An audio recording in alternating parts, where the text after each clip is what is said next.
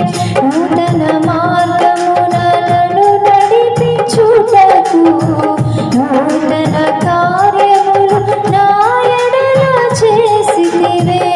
ఎన్నికలేని నా కొరకు నీవు నిత్య రాజ్యమును స్థిరపరచినావే.